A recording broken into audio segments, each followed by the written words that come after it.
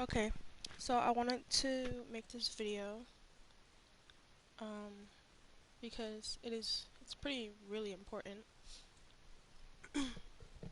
and I wanted to experience it the way how everyone else has through the game, and I just think that it's really cool how um,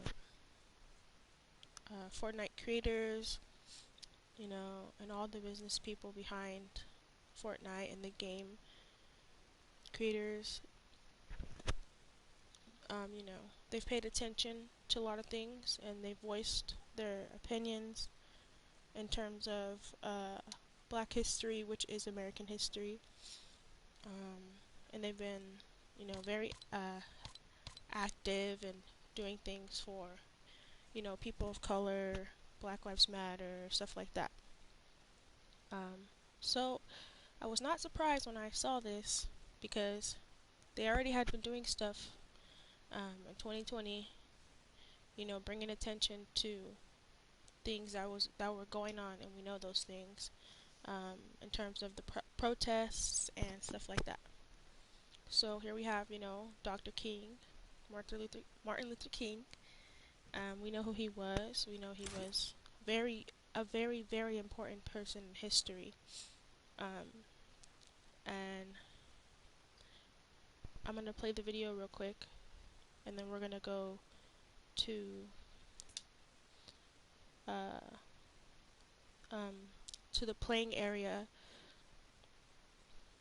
So, but yeah, I think it's really important that we're reminded of, even though we're reminded of it all the time, it's a good thing to be reminded of things over and over, because it helps us, know who we are as Americans and as people. Um, we have many important people like MLK. You know, we have Martin Luther King, as said before. He's right here on the screen. Um, you know, we have, W.E.B. Du Bois, we have Frederick Douglass, Rosa Parks, um, even the woman before her, Claudette Colvin, which it's important to talk about her too, because a lot of the times there's people who, they did things. They were all fighting for the same things. It's just that, you know, it was that one person um, that caught the attention of the media, like Rosa Parks. We have many activists, many female activists and businesswomen, and um, women who are advocates for the marches that happened in '63, and the marches before, and the marches after that. We have Angela Davis, Ruby Briggs, Elizabeth Cady Stanton, Polly Perrette. We have uh, people like who had to do sit-ins, which were, these kids, and black and white. They were going and protesting inside of diners, sitting down, refusing to leave. We had these white allies, you know, standing in front of their black, you know, peers and making sure that they were okay because they were done, they had had enough. So they were doing these sit-ins and protests in these diners and outside of them, showing them that they can exercise their legal rights, which is freedom of speech. We all know that amendment. What's that amendment? You know it. I don't even have to say it. You should know it. But we know that a very important amendment about our freedom of speech. Um, so yeah, Little Rock 9, as I'm talking about, well, as I was trying to talk about, it happened. been happened. This was before the speech, but a couple years before it, in 1957 in Arkansas, Little Rock, Arkansas. It was 9 students, um, and we always remember um, the pictures that we see. Elizabeth Eckford, the picture of her getting crowded by people while she was walking alone. Um, but it wasn't just her, of course. It was Melva. We had Melba there, Thelma, Melba Beals, Thelma Mothersted, Ernest Green, Carletta Walls, um, Minna Jean Brown, Jefferson Thomas, again Elizabeth Eckford, Gloria Ray, and Terrence Roberts. Those are all the students.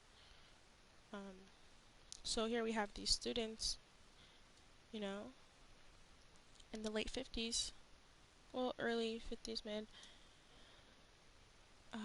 having to go to school alone, get off a bus in a white town because they were told they're allowed to go to this school. They know it's controversial, but they keep their heads up and they walk together, to the front of the school doors. So we have that pressure. Fast forward to Martin Luther King's speech, which I'm going to play the video now because I've been rambling. But yeah, just I just wanted to bring up some past things and some important people because and things that happened before his speech, because everything he said in his speech led up to what made him say what he said in his speech and what is really important that we took away from it. And his speech still makes sense to this day because it's 2021. 1963 was not that long ago. People are still fighting for the same rights, even though we might have them legally. They're not being treated properly, used properly. People aren't. They're still being discriminated against. It's just all the same stuff happening. Some things are sugar coated, some are not. So I'm gonna go ahead and play the video just for the snippet, and then we're gonna jump in time with Martin Luther King. Back to DC. It would be fatal for the nation to overlook the urgency of the moment. Now is the time to rise from the dark and desolate valley of segregation. Let freedom ring from every hill and molehill of Mississippi, from every mountainside. Let freedom ring.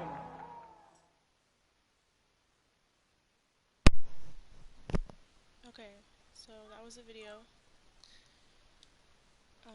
So we're gonna jump in and see what's going on together. I think this is a beautiful thing. I'm so happy. This is one of my favorite speeches I learned growing up. And I'm studying African history right now, so I think it's really important for people that are studying African history or just taking a class or, just want to open their minds. They do stuff like this. You know, they don't just overlook things that have to do with black people, because a lot of the time things that have to do with black people has to do with all of America as a whole. Because I'm not going to go too deep, but we know that blacks were a very important cause of many cause and effect, and things that happen in America. They were fought over. I'm not trying to get too deep in there, but we're just gonna watch it, and hopefully,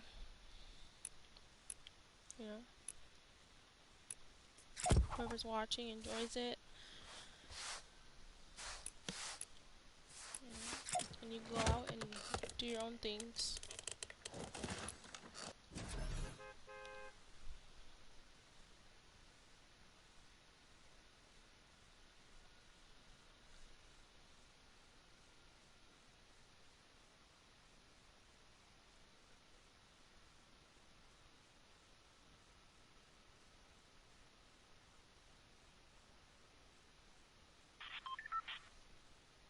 All right.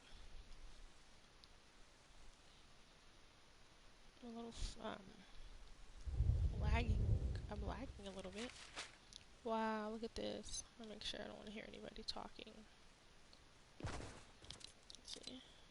Alright. Wow, everyone's walking through each other. This is amazing. 55 seconds.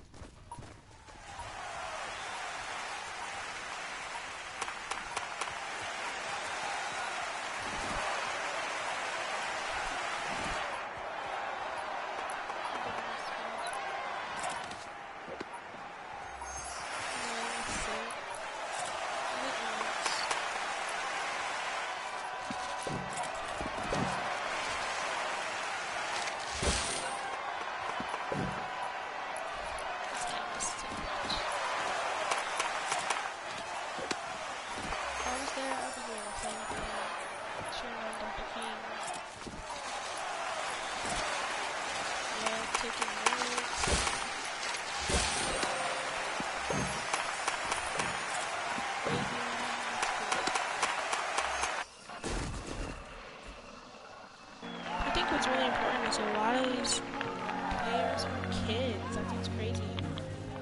So Fortnite really brings attention to things I am that some of these kids happy to join with you today Alright, I'm shut up. in what will go down in history as the greatest demonstration for freedom in the history of our nation.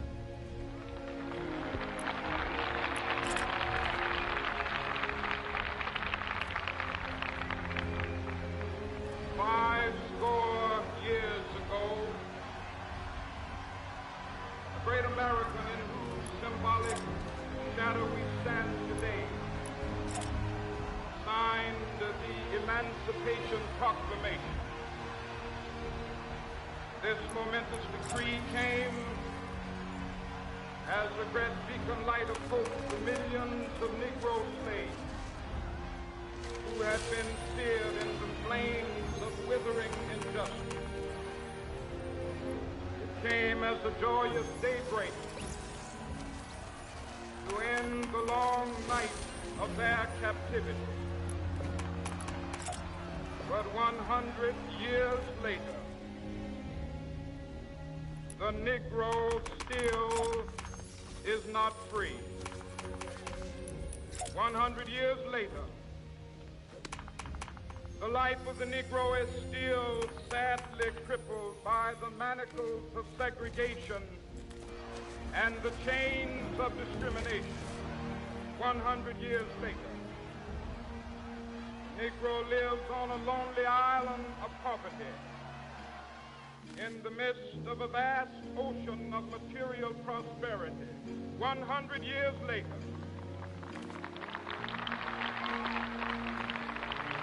the Negro is still languished in the corners of American society, finds himself in exile in his own land. So we've come here today to dramatize a shameful condition. In a sense, we've come to our nation's capital to cash a check.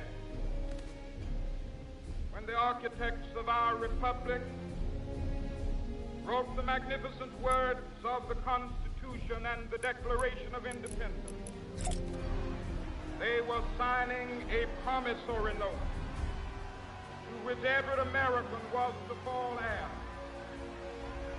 This note was a promise that all men, yes, black men as well as white men, would be guaranteed the unalienable rights of life, liberty, and the pursuit of happiness.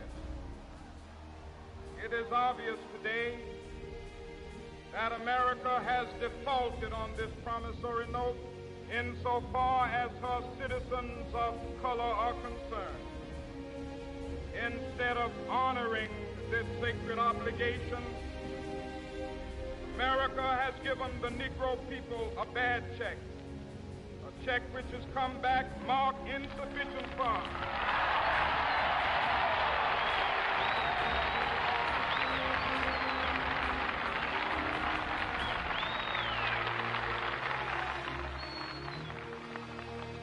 But we refuse to believe that the Bank of Justice is bankrupt.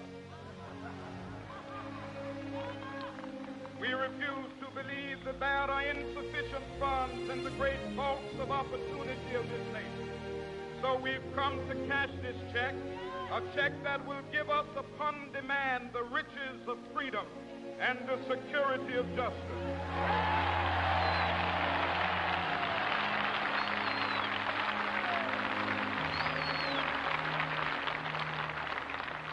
We have also come to this hallowed spot to remind America of the fierce urgency of now. This is no time to engage in the luxury of cooling off or to take the tranquilizing drug of gradualism.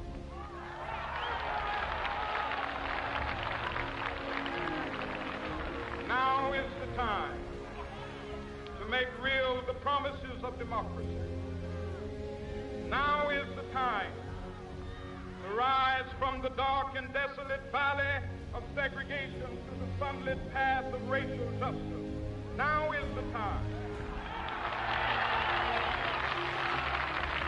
to lift our nation from the quicksands of racial injustice to the solid rock of brotherhood. Now is the time.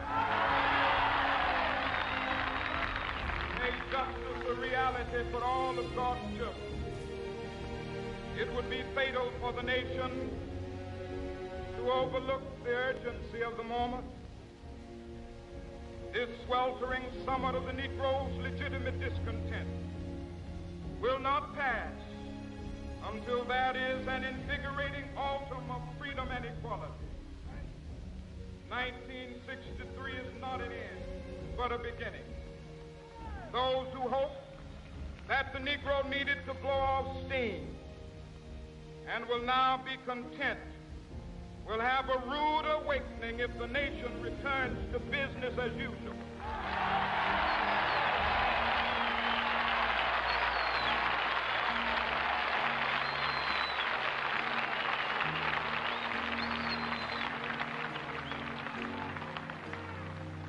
There will be neither rest nor tranquility in America till the Negro is granted his citizenship rights.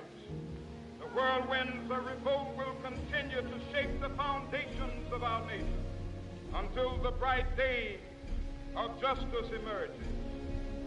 But that is something that I must say to my people who stand on the warm threshold which leads into the palace of justice.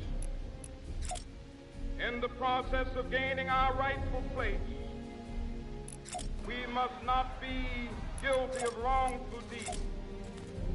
Let us not seek to satisfy our thirst for freedom by drinking from the cup of bitterness and hatred.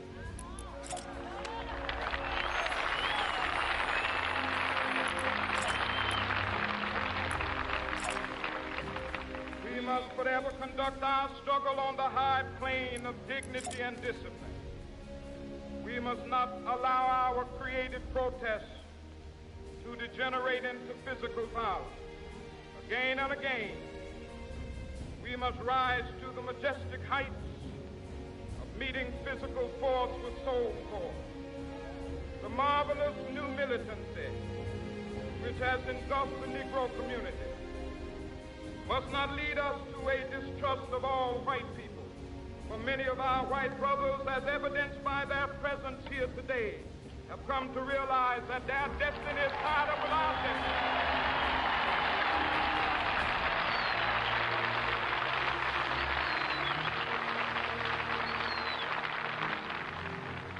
They have come to realize that their freedom is inextricably bound to our freedom.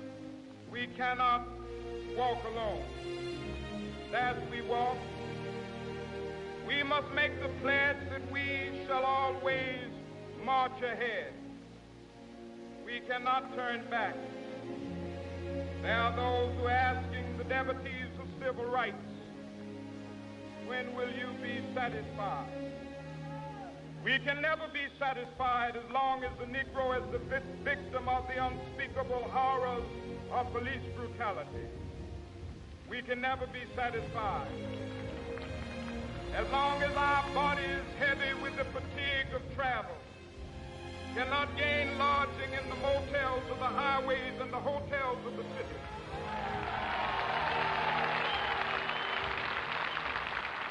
We cannot be satisfied as long as the Negro's basic mobility is from a smaller ghetto to a larger one.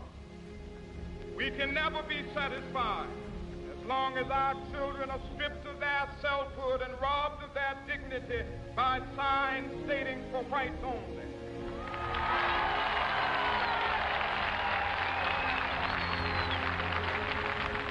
We cannot be satisfied as long as a Negro in Mississippi cannot vote and a Negro in New York believes he has nothing for which to vote.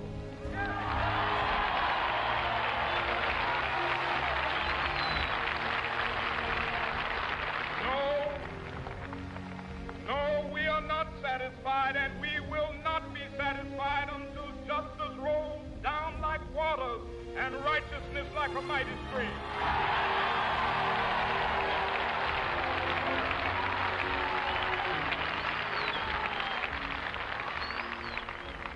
I am not unmindful that some of you have come here out of great trials and tribulations. Some of you have come fresh from narrow jail cells.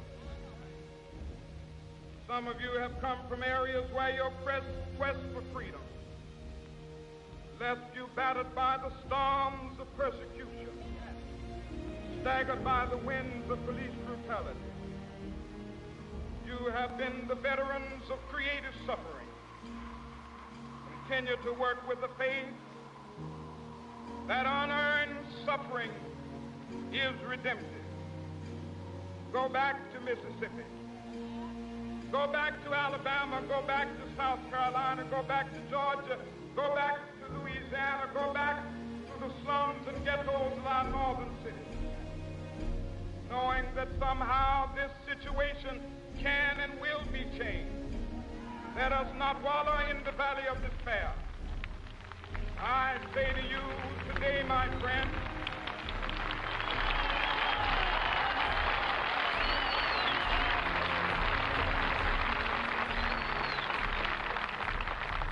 so even though we face the difficulties of today and tomorrow, I still have a dream. It is a dream deeply rooted in the American dream. I have a dream that one day this nation will rise up, live out the true meaning of its creed. We hold these truths to be self-evident, that all men are created equal.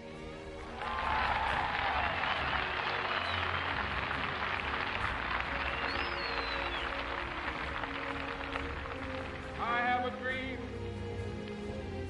that one day on the red hills of Georgia, sons of former slaves and the sons of former slave owners will they be able to sit down together at the table of brotherhood.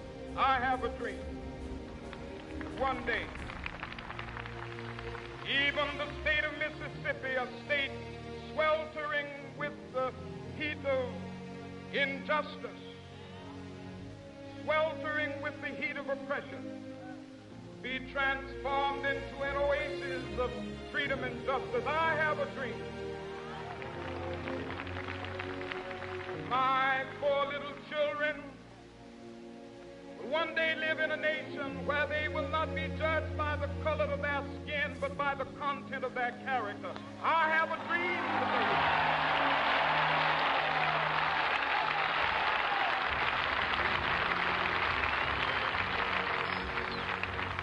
I have a dream that one day down in Alabama, with its vicious racists, with its governor having his lips dripping with the words of interposition and nullification, one day right there in Alabama, little black boys and black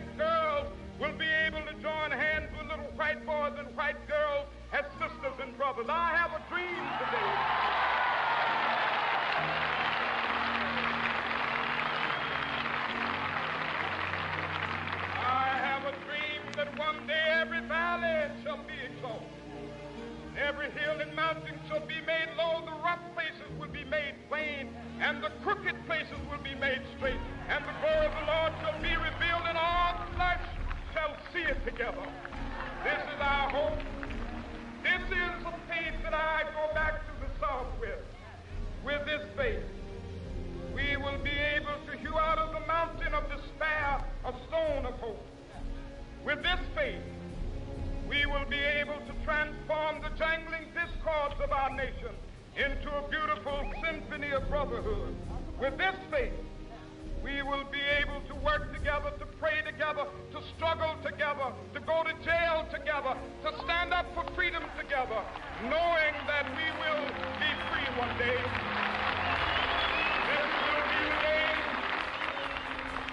This will be the day when all of God's children be able to sing with new meaning, "My country tears of thee."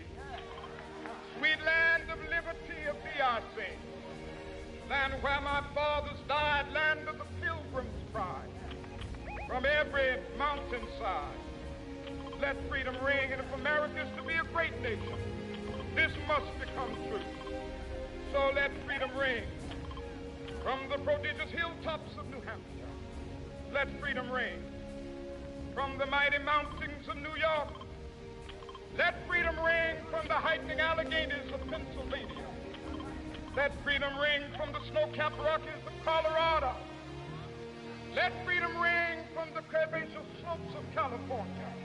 But not only that, let freedom ring from Stone Mountain of Georgia. Let freedom ring from Lookout Mountain of Tennessee. Let freedom ring from every hill and molehill of Mississippi, from every mountainside. Let freedom ring, and when it happens, when we allow freedom ring, when we let it ring from every village and every hamlet, from every state and every city, we will be able to speed up that day when all of God's children, black men and white men, Jews and Gentiles, Protestants and Catholics, will be able to join hands and sing in the words of the old Negro spiritual, "Free at last, free at last, thank God Almighty, we are free at last."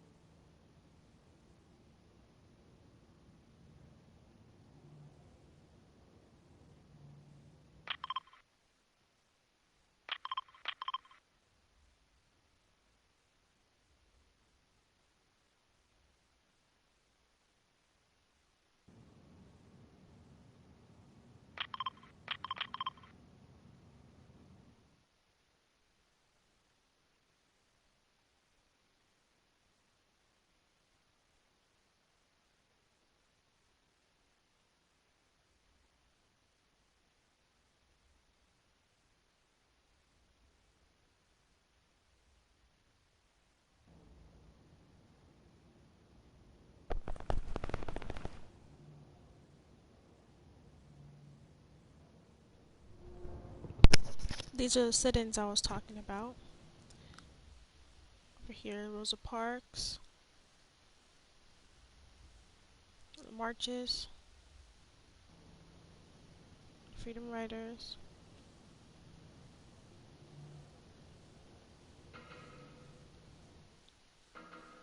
the sit-ins when they went into diners.